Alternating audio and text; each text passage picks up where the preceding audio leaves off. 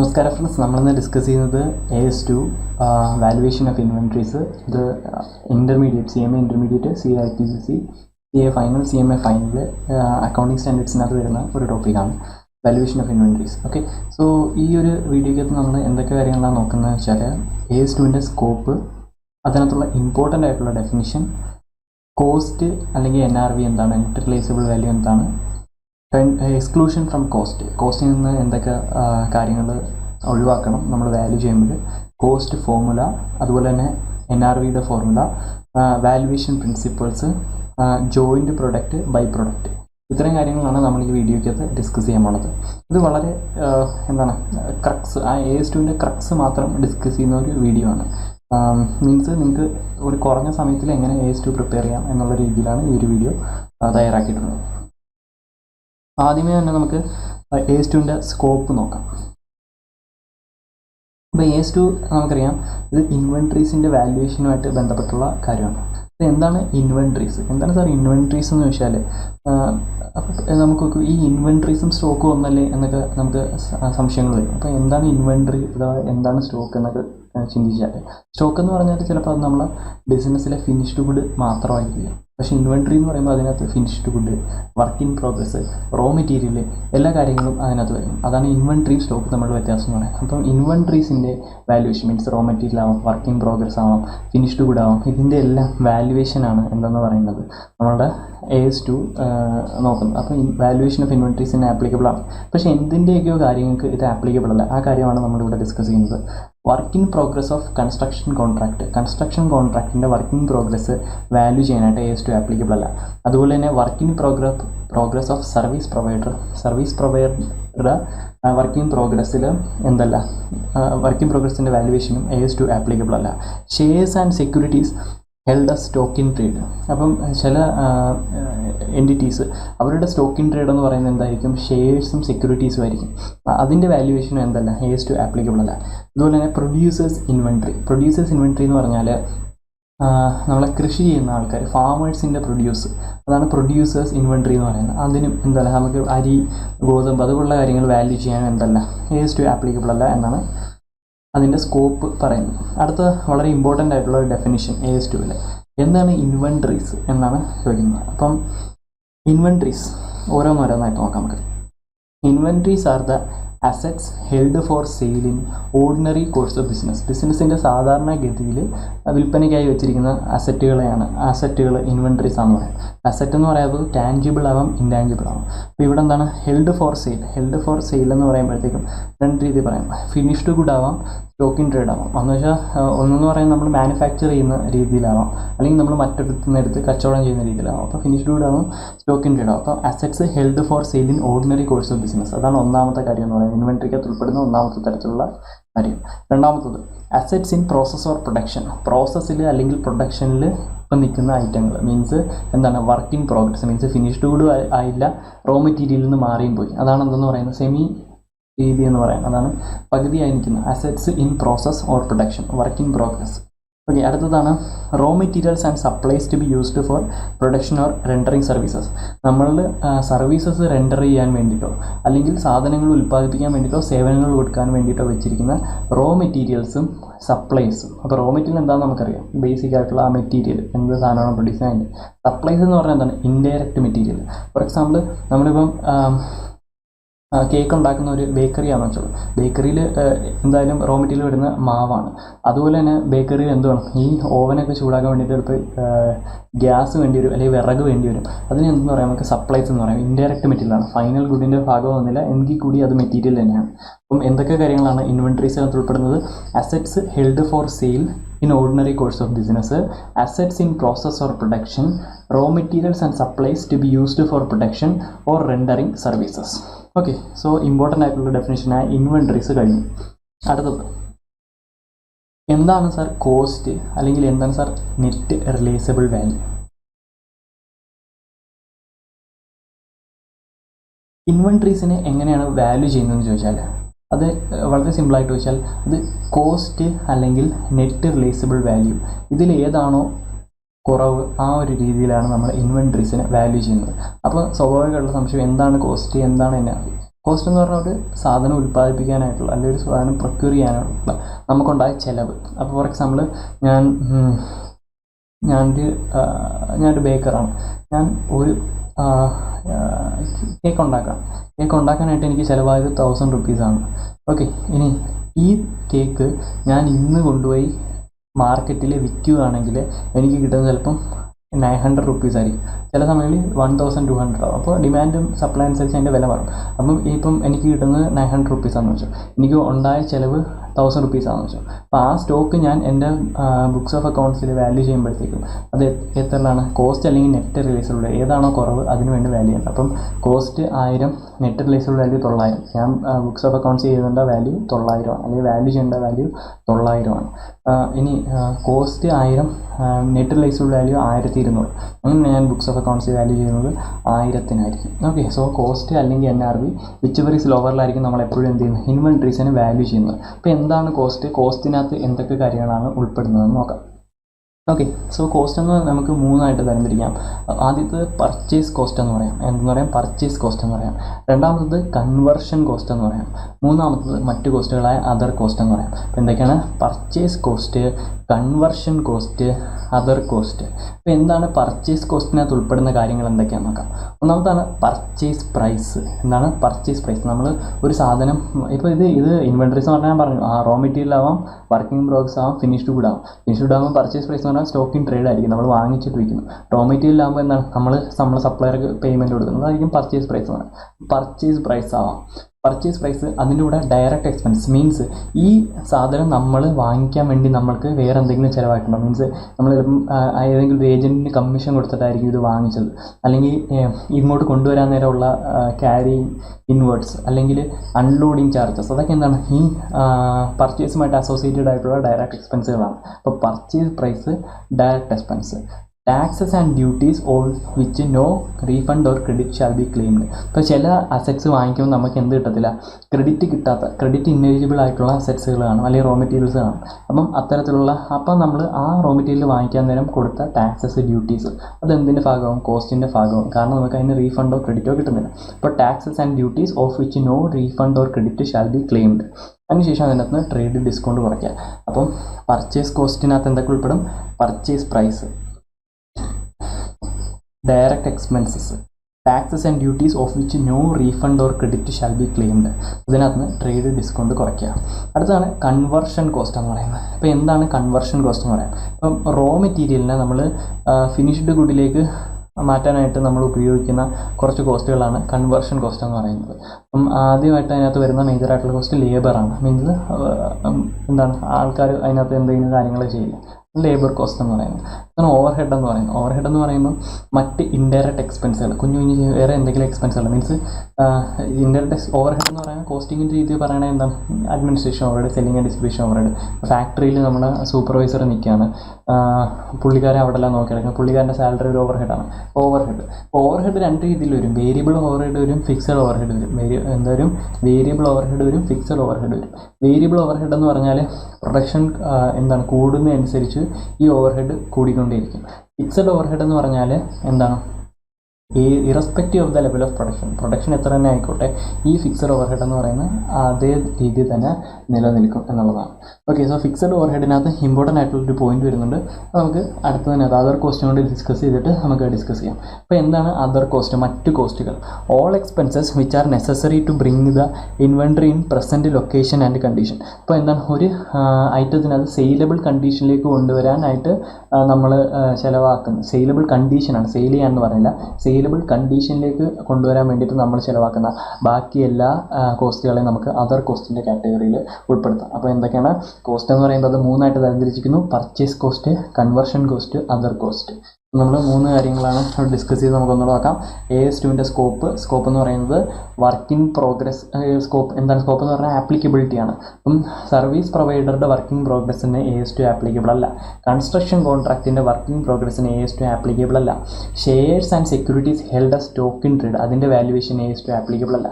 Producers inventory, കൃഷിക്കാരുടെ produce അവർ ഉൽപ്പാദിപ്പിക്കുന്ന സാധനങ്ങളുടെ വാല്യുവേഷൻ AS-2 ആപ്ലിക്കബിൾ അല്ല. ഡെഫിനിഷൻ വളരെ ഇമ്പോർട്ടൻ്റ് ആയിട്ട് ഒരു ഡെഫിനിഷൻ മാത്രമേ നമ്മൾ ഡിസ്കസ് ചെയ്തോളൂ. ഇൻവെൻട്രീസ് എന്താണ്? അപ്പോൾ ഇൻവെൻട്രീസിനകത്ത് 3 കാര്യങ്ങൾ വരും. Assets held for sale in the ordinary course of business. ബിസിനസ്സിൻ്റെ സാധാരണഗതിയിൽ വിൽക്കാനായിട്ട് നമ്മൾ വെച്ചിരിക്കുന്ന അസറ്റ്സ്. രണ്ടാമത് assets in process of protection. മൂന്നാമത്തത് raw materials and supplies to be used for protection or rendering services. അടുത്തത് കോസ്റ്റ് എന്താണ്, NRV എന്താണെന്നാണ് നമ്മൾ ഡിസ്കസ് ചെയ്തത്. ഇൻവെൻട്രീസ് എങ്ങനെയാണ് വാല്യൂ ചെയ്യുന്നത്? Cost or NRV whichever is lower. കോസ്റ്റിനകത്ത് എന്തൊക്കെ കാര്യങ്ങൾ ഉൾപ്പെടുമെന്ന് പറഞ്ഞു 3 തരംതിരിച്ചിരിക്കുന്നു. Purchase cost, conversion cost, other cost.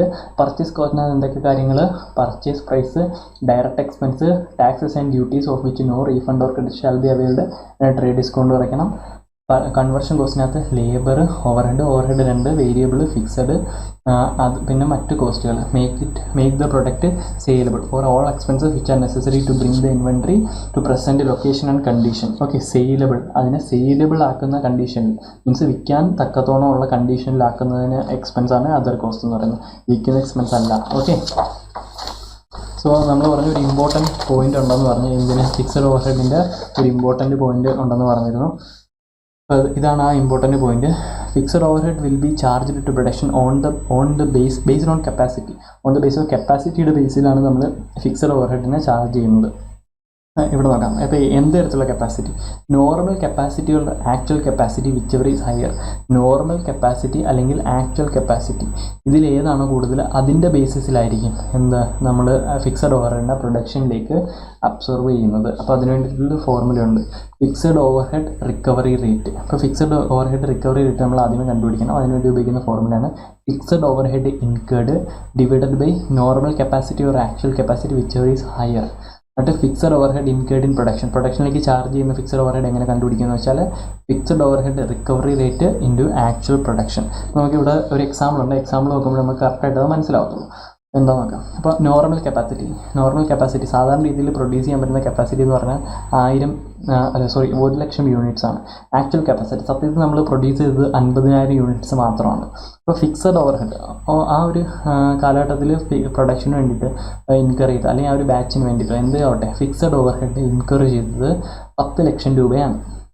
Okay, so നമ്മൾ പറഞ്ഞു ആദ്യം നമ്മൾ എന്ത് ചെയ്യണം? ഫിക്സഡ് ഓവർഹെഡ് റിക്കവറി റേറ്റ് കണ്ടുപിടിക്കണം. അതിനുള്ള ഫോർമുലയാണ് ഫിക്സഡ് ഓവർഹെഡ് ഇൻകേർഡ്. എത്രത്തോളം നമുക്ക് ഫിക്സഡ് ഓവർഹെഡ് ഉണ്ടായി divided by normal capacity or actual capacity whichever is higher. അപ്പോൾ ഫിക്സഡ് ഓവർഹെഡ് ഇൻകേർഡ് എത്രയാണ്? 10,00,000 രൂപ.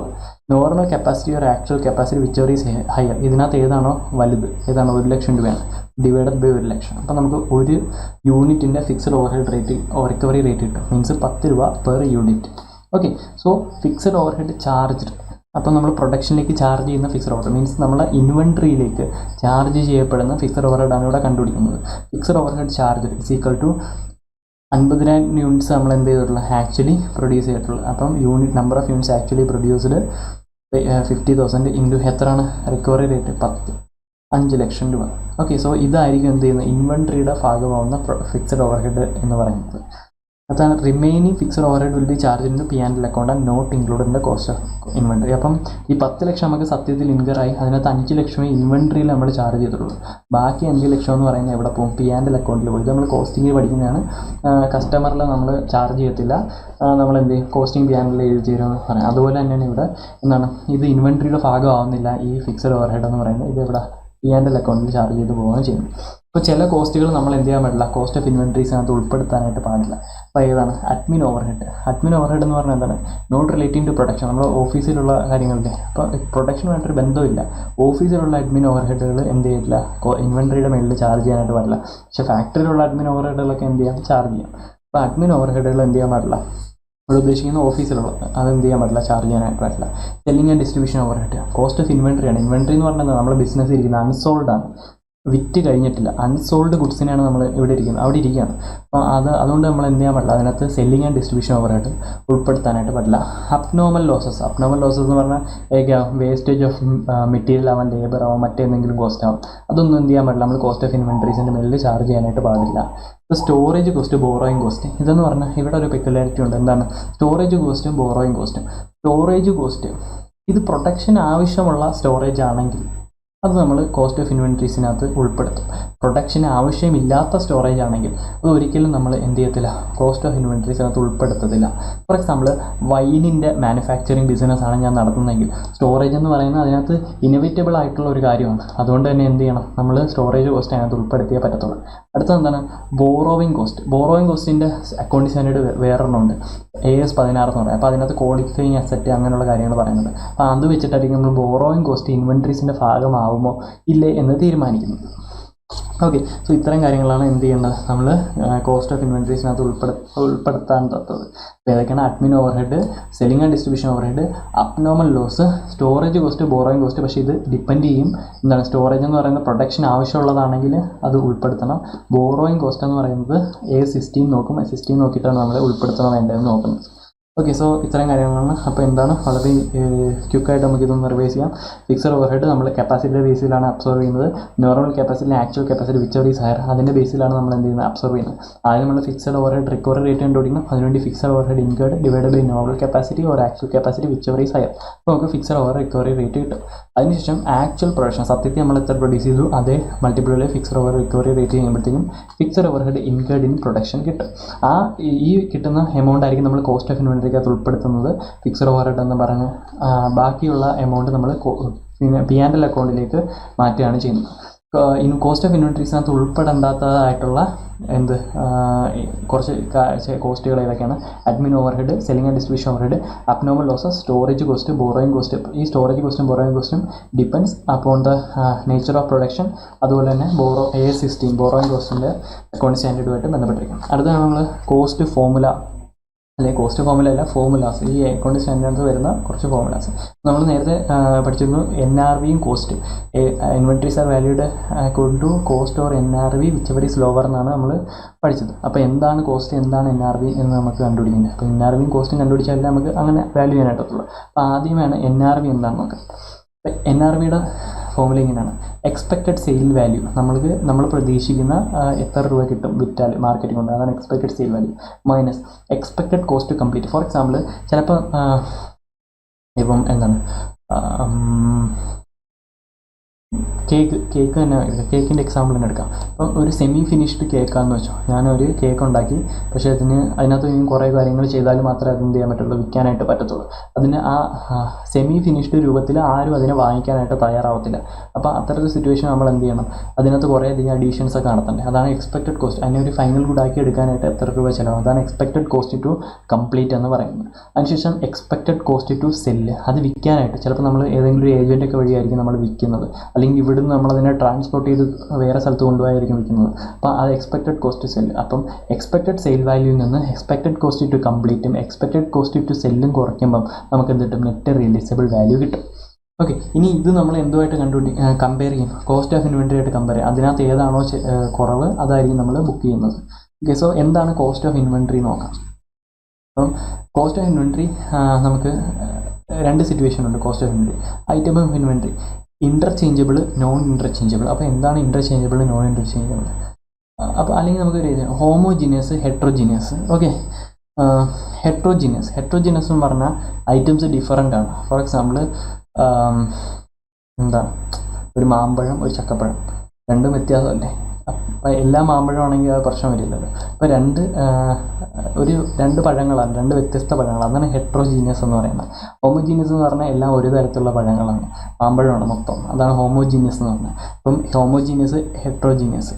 അപ്പം ഹെട്രോജീനിയസ് ആണെങ്കിൽ അതിന് നമ്മൾ ഉപയോഗിക്കുന്നതാണ് സ്പെസിഫിക് ഐഡൻറ്റിഫിക്കേഷൻ മെത്തേഡ് എന്ന് പറയും. എന്താണ് സ്പെസിഫിക് ഐഡൻറ്റിഫിക്കേഷൻ, ഓരോന്നായിട്ട് സ്പെസിഫിക് ഐഡൻറ്റിഫിക്കേഷൻ മെത്തേഡ് എന്ന് പറയുന്നത്.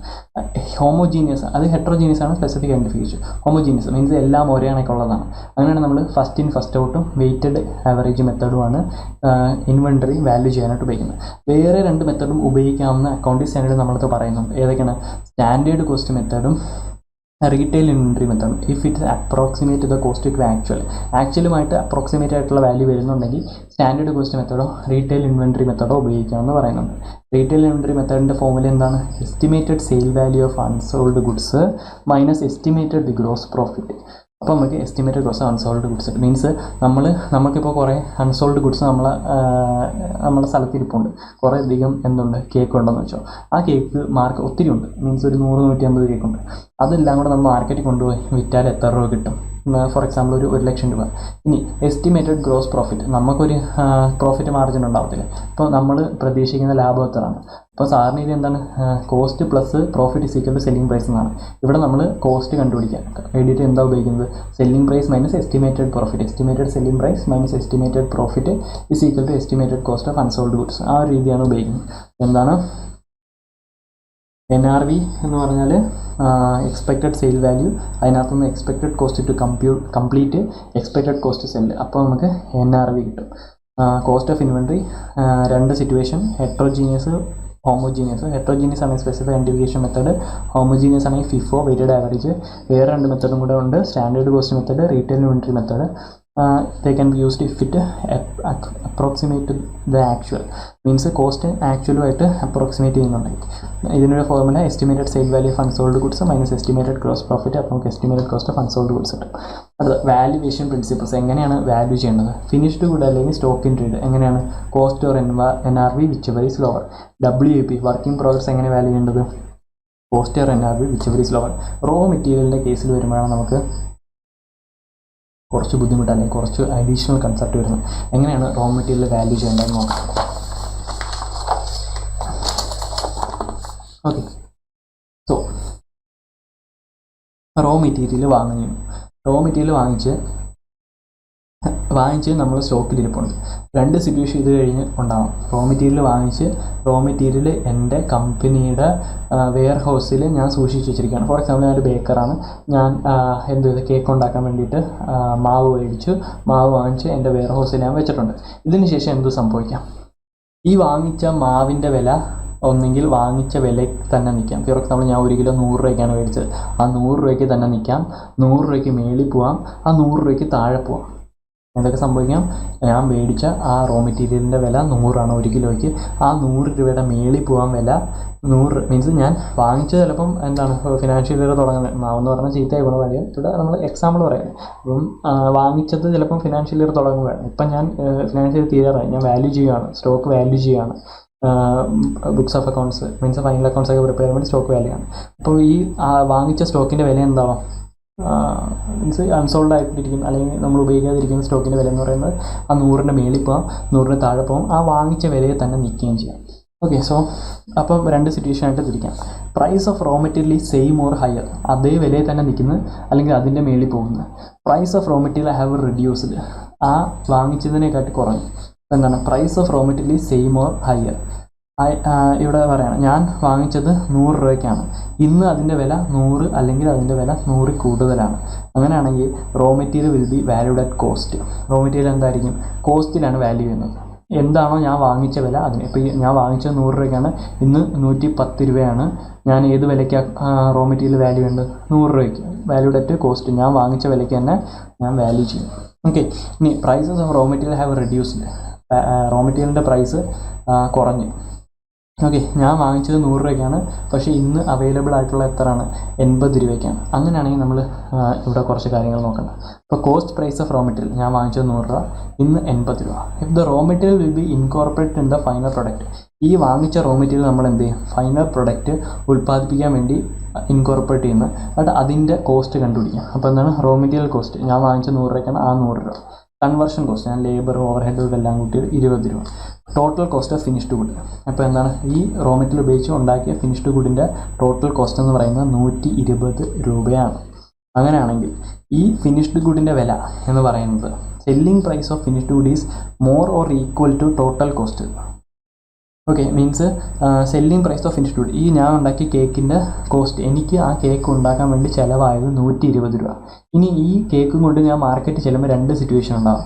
ഒന്നാമെന്ന് പറഞ്ഞാൽ എനിക്ക് 120 രൂപ കൂടുതൽ കിട്ടാം, അല്ലെങ്കിൽ 120 രൂപ തന്നെ കിട്ടാം, അല്ലെങ്കിൽ 120 രൂപ താഴെ കിട്ടാം. അപ്പോൾ ഇവിടെ പറയണം 120 രൂപ അല്ലെങ്കിൽ 120 രൂപ കൂടുതൽ കിട്ടി. ഫോർ എക്സാമ്പിൾ 150 രൂപ കിട്ടിയെന്ന് വെച്ചോ. അങ്ങനെയാണെങ്കിൽ റോ മെറ്റീരിയലിനെ കോസ്റ്റിൽ തന്നെ വാല്യൂ ചെയ്തോളൂ. നമ്മൾ വാങ്ങിച്ച വിലയ്ക്ക് 100 രൂപയ്ക്ക് തന്നെ വാല്യൂ ചെയ്തോളൂ, 80 രൂപയ്ക്ക് വാല്യൂ ചെയ്യേണ്ട എന്നാണ് പറയുന്നത്. എന്താണ്? ഞാൻ വാങ്ങിച്ച റോ മെറ്റീരിയൽ വെച്ച് ഫിനിഷ്ഡ് ഗുഡ് ഉണ്ടാകുന്ന ആ ഫിനിഷ്ഡ് ഗുഡ് ഉണ്ടാക്കിയ ചിലവിനെ കാട്ടി കൂടുതൽ അല്ലെങ്കിൽ അതേ ആ കോസ്റ്റ് തന്നെയാണ് ഇവിടുത്തെ സെല്ലിംഗ് പ്രൈസ് എങ്കിൽ എന്ത് ചെയ്യാം, നമുക്ക് റോ മെറ്റീരിയലിനെ കോസ്റ്റിൽ തന്നെ വാല്യൂ ചെയ്യാം. അല്ല, ഈ ടോട്ടൽ കോസ്റ്റ് ഓഫ് ഫിനിഷ്ഡ് ഗുഡിനെ കാട്ടി കുറവാണ് എന്തെന്ന് പറയുന്നത് സെല്ലിംഗ് പ്രൈസ്. മീൻസ് എനിക്കിവിടെ ഈ ഫിനിഷ്ഡ് ഗുഡ് ഉണ്ടാക്കാൻ ചിലവായത് 120 രൂപയാണ്, അതിനെക്കാട്ടി കുറവാണ് എൻ്റെ സെല്ലിംഗ് പ്രൈസ് എന്ന് വെച്ചാൽ 100 രൂപയാണെങ്കിൽ, അങ്ങനെയാണെങ്കിൽ നമ്മൾ എന്ത് ചെയ്യണം, റോ മെറ്റീരിയലിനെ റീപ്ലേസ്മെൻറ്റ് കോസ്റ്റായ 80 മീൻസ് നെറ്റ് റിലൈസബിൾ വാല്യൂ ആയ 80 രൂപയ്ക്ക് തന്നെ എന്ത് ചെയ്യണം, വാല്യൂ ചെയ്യണം എന്നാണ് പറയുന്നത്. ഓക്കെ, സോ എന്താണ് റോ മെറ്റീരിയൽ വാങ്ങിച്ച് നമ്മളിപ്പോൾ സ്റ്റോക്കിരിപ്പുണ്ട്. 2 സിറ്റുവേഷൻസ് ഉണ്ടാവാം. റോ മെറ്റീരിയലിൻ്റെ വില എന്താണ് 3 സിറ്റുവേഷൻ ഉണ്ടാകും. റോ മെറ്റീരിയലിൻ്റെ വില ആ വാങ്ങിച്ച വിലയ്ക്ക് തന്നെ നിൽക്കാം, വാങ്ങിച്ച വിലയ്ക്ക് മേളിൽ പോകാം, വാങ്ങിച്ച വിലയ്ക്ക് താഴെ പോകാം. അപ്പം വാങ്ങിച്ച വിലയ്ക്ക് തന്നെ നിൽക്കുന്നു, അതിന് മേളിലാണെങ്കിൽ നമുക്ക് എന്ത് ചെയ്യാം, റോ മെറ്റീരിയലിനെ കോസ്റ്റിൽ വാല്യൂ ചെയ്യാം. വാങ്ങിച്ച വിലയ്ക്ക് താഴെ പോയെങ്കിൽ നമ്മൾ നോക്കണം, ഈ റോ മെറ്റീരിയൽ ഉപയോഗിച്ച് നമ്മൾ ഫിനിഷ്ഡ് ഗുഡ് ഉണ്ടാക്കാൻ ഒരു ചിലവ് ഉണ്ട്. ആ ചിലവിനെ കാട്ടി കൂടുതലാണ് അല്ലെങ്കിൽ ആ ചിലവ് തന്നെയാണ് നമ്മളുടെ സെല്ലിംഗ് പ്രൈസ് എങ്കിൽ നമുക്ക് എന്ത് ചെയ്യാം, റോ മെറ്റീരിയലിനെ കോസ്റ്റിന് തന്നെ 100 രൂപയ്ക്ക് തന്നെ എന്ത് ചെയ്യാം, വാല്യൂ ചെയ്യാമെന്നാണ് പറയുന്നത്. പക്ഷേ ആ റോ മെറ്റീരിയൽ ഫിനിഷ്ഡ് ഗുഡ് ഉണ്ടാക്കാനായ ചിലവിനെ കാട്ടി കുറവാണ് നമ്മളെ സെല്ലിംഗ് പ്രൈസിങ്. നമ്മൾ എന്ത് ചെയ്യണം, റീപ്ലേസ്മെൻറ്റ് വാല്യൂവിലായിരിക്കണം റോ മെറ്റീരിയൽ വാല്യൂ ചെയ്യേണ്ടത്. ഇപ്പോൾ ഇവിടെ 80 രൂപയാണ്. അപ്പോൾ അത് ക്ലിയർ ആയെന്ന് ഞാൻ വിശ്വസിക്കുന്നു. ഇച്ചിരി അത് മാത്രമാണ് ഈ ഒരു സ്റ്റാൻഡേർഡിൽ ഇച്ചിരി കോംപ്ലിക്കേറ്റഡ് ആയിട്ട്, മീൻസ് ഇവിടെ കുറച്ച് അനാലിസിസ് പാർട്ട് വരുന്നുണ്ട്. പക്ഷേ നമ്മൾ വർക്കൗട്ട് ചെയ്യുമ്പം 5-6 പ്രോബ്ലം പ്രാക്ടീസ് ചെയ്ത് കഴിയുമ്പോൾ ഭയങ്കര എളുപ്പമാവും. അപ്പോൾ വേറൊരു കാര്യം പറയുന്നത് AS-2 പറയുന്നത് വെച്ചാൽ items of inventories are to be valued on item by item basis and not on global basis they are distinct in nature. അപ്പോൾ നമ്മൾ ബിസിനസ്സിൽ പലതരത്തിലുള്ള ഇൻവെൻട്രീസ് കാണും. ഇൻവെൻട്രീസ് എന്ന് പറഞ്ഞാൽ അതിനകത്ത് എന്താണ് സപ്ലൈസ് ഉണ്ട്. മീൻസ് പെന്നുണ്ടാവും. ഇപ്പം ഒരു ഓഫീസ് ആകുമ്പോൾ അവിടെ പേന കാണും, പേപ്പർ കാണും, സ്റ്റാപ്ലർ പിന്ന് കാണും, പിന്നെ അവരുടെ റോ മെറ്റീരിയൽസ് കേക്ക് പൊതിയാനുള്ള ബോക്സസ്, ഇതെല്ലാം ഇൻവെൻട്രീസാണ്. അപ്പം എല്ലാത്തിൻ്റെയും കൂടെ എങ്ങനെ നമ്മൾ എടുക്കണം, എല്ലാത്തിൻ്റെയും കൂടെ ടോട്ടൽ കോസ്റ്റ് 30 രൂപ, എല്ലാത്തിൻ്റെയും കൂടെ NRV 26 രൂപ, അങ്ങനെ നമ്മൾ വാല്യൂ ചെയ്യാനായിട്ട് പറ്റില്ല, ഓരോന്ന് എടുക്കണം. ഇപ്പോൾ ഫോർ എക്സാമ്പിൾ ഇവിടെ A എന്ന് പറയുന്നൊരു ഇൻവെൻട്രി ഉണ്ട്. അപ്പോൾ അതിൻ്റെ കോസ്റ്റ്, അതിൻ്റെ NRV, അതിനകത്ത് ഏതാ കുറവ് 10. B എന്ന് പറയുന്ന അടുത്ത ഇൻവെൻട്രി, അതിൻ്റെ കോസ്റ്റ്, അതിൻ്റെ NRV, അതിനകത്ത് ഏതാ കുറവ് 2. അടുത്ത C എന്ന് പറയുന്ന ഒരു ഇൻവെൻട്രി, അതിൻ്റെ കോസ്റ്റ് 10, അതിൻ്റെ NRV എന്ന് പറയുന്നത് 9, അതിനകത്ത് ഏതാ കുറവ് 9. അപ്പോൾ എന്നിട്ട് നമ്മൾ ടോട്ടൽ എടുക്കണം. ഇതായിരിക്കണം എന്തെന്ന് വാല്യൂ ഓഫ് ഇൻവെൻട്രി. അപ്പോൾ ഐറ്റം ബൈ ഐറ്റം ബേസിസിൽ വേണം ഇൻവെൻട്രീസ് വാല്യൂ ചെയ്യാൻ, ഗ്ലോബൽ ബേസിസിലാവാനായിട്ട് പാടില്ല എന്നാണ് പറയുന്നത്. ഓക്കെ, അടുത്തത് ജോയിൻ്റ് പ്രൊഡക്റ്റ് അല്ലെങ്കിൽ by product. Okay, joint product by product. എന്താണ് ജോയിൻ്റ് പ്രൊഡക്റ്റ് ബൈ പ്രൊഡക്റ്റ് എന്ന് പറഞ്ഞാൽ, ഫോർ എക്സാമ്പിൾ എന്താണ്, നമ്മൾ ഒരു പ്രോസസ്സിലൂടെ 2 പ്രോഡക്റ്റൊക്കെ ഉണ്ടാക്കുകയാണ്. അത്തരത്തിലുള്ള പ്രോഡക്റ്റാണ് ജോയിൻ്റ് പ്രൊഡക്റ്റ്. അപ്പോൾ ഒരു പ്രോസസ്സ് ഉണ്ടാകുമ്പോൾ നമുക്ക് 2 പ്രോഡക്റ്റ് കിട്ടുകയാണ്. അപ്പോൾ അത് ബൈ പ്രൊഡക്റ്റ് എന്ന് പറയും. മീൻസ് ഒരെണ്ണത്തിൻ്റെ ഭാഗമായിട്ട് മറ്റൊരു പ്രൊഡക്റ്റ് ഉണ്ടാവുകയാണ്. ഓക്കെ, ഫോർ എക്സാമ്പിൾ ഇപ്പം ഒരു കെമിക്കൽ ഇൻഡസ്ട്രി ആണെങ്കിൽ അവിടെ TaO2 ടൈറ്റാനിയം ഡയോക്സൈഡ് ഉണ്ടാകുമ്പോൾ അവിടെ എന്താണ് ടൈറ്റാനിയം ടെട്രാക്ലോറൈഡ് ചിലപ്പോൾ ബൈ പ്രൊഡക്റ്റ് ആയിട്ട് വരും. ഫോർ എക്സാമ്പിൾ പറഞ്ഞതാണ്. അപ്പം അതൊക്കെയാണ് ബൈ പ്രൊഡക്റ്റ് എന്ന് പറയുന്നത്. അപ്പോൾ ഇതെങ്ങനെ വാല്യൂ ചെയ്യാൻ നോക്കാം. അപ്പോൾ NRV of a by product should be reduced from total joint cost. അപ്പം ബൈ പ്രൊഡക്റ്റിൻ്റെ നെറ്റ് റിലീസബിൾ വാല്യൂ എന്ന് പറയുന്നത് ടോട്ടൽ ജോയിൻറ്റ് കോസ്റ്റിൽ നിന്ന് കുറയ്ക്കണമെന്നാണ് പറയുന്നത്. അതുപോലെ തന്നെ net joint cost be allocated on reasonable basis. Joint കോസ്റ്റുകൾ നമ്മൾ അലോക്കേറ്റ് ചെയ്യുന്നത് ന്യായമായ ഒരു ബേസിസ് എടുത്തിട്ട് വേണം. അപ്പോൾ ജോയിൻറ്റ് പ്രൊഡക്റ്റിൻ്റെയും ബൈ പ്രൊഡക്റ്റിൻ്റെയും കുറിച്ച് അതാണ് AS-2 പറയുന്നത്. NRV of by product joint കോസ്റ്റിൽ നിന്ന് കുറയ്ക്കണം. ജോയിൻറ്റ് കോസ്റ്റ് അലോക്കേറ്റ് ചെയ്യുന്നത് ഏതെങ്കിലും ഒരു റീസണബിൾ ബേസിസിലാവണം എന്നാണ് പറയുന്നത്. ഓക്കെ, സോ ഇതിനകത്ത് ന്യൂമറിക്കൽസ് നമ്മുടെ ടെക്സ്റ്റ് ബുക്കിനകത്ത് ഉണ്ടാവും. അപ്പം അത് നിങ്ങൾ വർക്കൗട്ട് ചെയ്യാൻ പറ്റുമെന്നാണ് എനിക്ക് തോന്നുന്നത്. ഇതാണ് കൺസെപ്റ്റ്സ്. അപ്പം ഈ വീഡിയോ ഇഷ്ടപ്പെട്ടെങ്കിൽ നിങ്ങൾ ഫ്രണ്ട്സുമായിട്ട് ഷെയർ ചെയ്യണം. അതുപോലെ തന്നെ താഴെ കമൻറ്റ് ചെയ്യണം. കൂടുതൽ ലൈക്സ്, കൂടുതൽ കമൻറ്റ്സ് വന്നാലും കൂടുതൽ ഈ ASും കൂടുതൽ ഇൻഡേഴ്സും നമ്മൾ പബ്ലിഷ് ചെയ്യുന്നതെന്ന്. വളരെ നന്ദി. See you soon.